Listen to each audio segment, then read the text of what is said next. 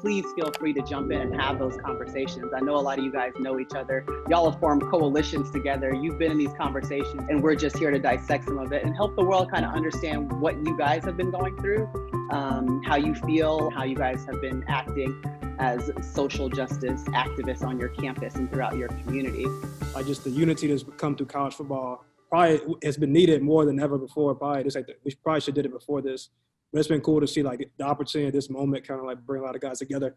Yeah, it's really been remarkable, honestly, just to see us all come together in unprecedented times. And really it's historical what we've accomplished as a players group, and we'll continue to keep making those pushes. I think it's something that's needed to happen for a long time. We've already had so many great things that have arisen out of that. No justice, no peace.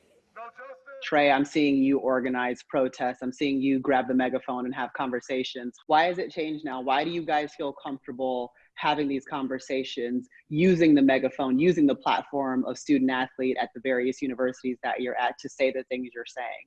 I think the biggest thing for me is, during the protests that I had recently, I've had numerous amount of people come up to me saying, hey, man, what you said was great. It inspired me.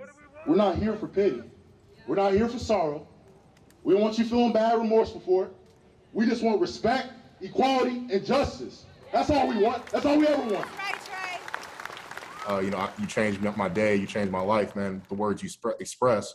And for me, that's a win, because ultimately I'm trying to help inspire people. I'm trying to help people any way, any facet that I can. There is a difference between ignorance and negligence, and it's okay to not know. But once you do know and you understand the facts and you do witness what's going on in our country and you choose not to do something about it, then I think that's really the core issue. I know Trayvon Martin, that was the first time I really experienced that the system was against me or against us as Black people, and then from that point, all the little microaggressions that, people were saying and doing towards me became really apparent. Like, when I'm walking around campus, I could have, a Nike hoodie on, Nike sweatpants, Jordans, not affiliated with Michigan, and someone will come up to me and ask me like, oh, do you play football or basketball?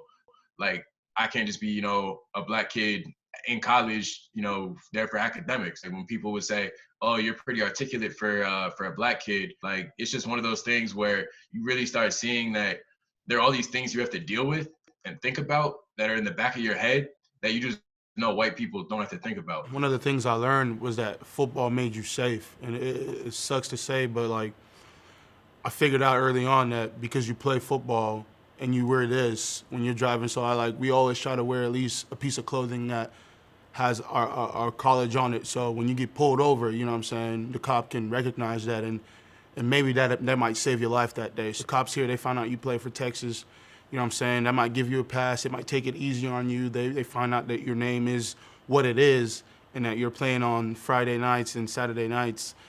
So we had to realize that there are a lot of kids in the community that don't have this and they are scared for their lives and they have to live yes sir, no sir, hands on the steering wheel, hoodie down, earrings out if possible, and that's just uncomfortable. So that's what we're having to advocate for. We're having to do these things so that those kids don't have to go through that sometime in their life.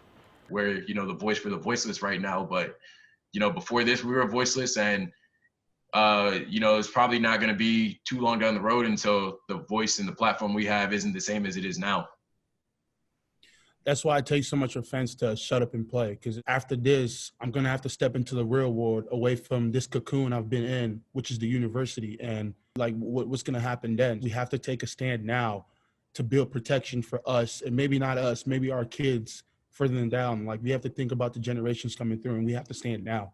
2012 was Trayvon Martin. 2020 is George Floyd, Breonna Taylor, Ahmaud Arbery. The list goes on. You guys are fighting for change. What does progress look like to you? I think for me, it's just continue to educate myself and educate, my peers that don't know any better. And then to motivate the youth and, the generations that come after me so that they continue to fight. And, just like our parents were motivated by, their generation ahead of them and they're motivating us. So I think that'll be a victory for me. I'll just ask y'all, as we going forward, that we reach back to these youth and just teach them different things about racism and social injustice, and really started having that early impact on them, and just showing them matching faces with names and different things like that, being inspiration to them. I feel like that would be one of the biggest things that we could do moving forward. It's easy to ignore the little things, the little accomplishments, and it makes you feel small because it's easy to say, oh, I feel so little. I feel like what I'm doing is not making any change. It's not, I'm doing this, and then I turn around and I look in the news and somebody got shot 7 times in the back, you know?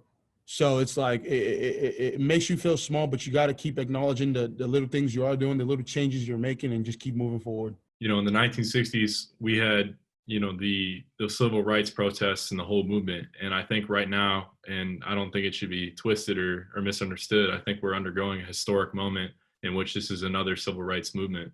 You know, it's going to be small steps.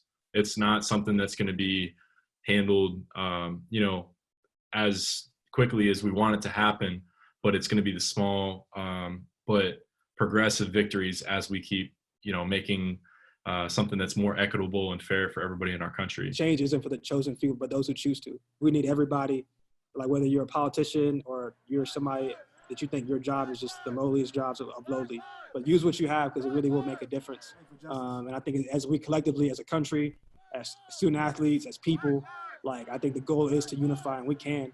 And I think that's the way we make this thing better. So I hope that you guys keep this up. I appreciate your time because this never happened. This has never happened in the history of College Game Day. Y'all all got together. We got the whole Power Five on a Zoom, and we had a conversation about things that I've never thought we'd be able to have a conversation about. So we appreciate y'all seriously for coming through. Thank you guys, everybody. Yeah, appreciate y'all. Peace and love, y'all. Thank you guys for having us. Yeah, appreciate it. Thank you. Bye. See See ya. ya.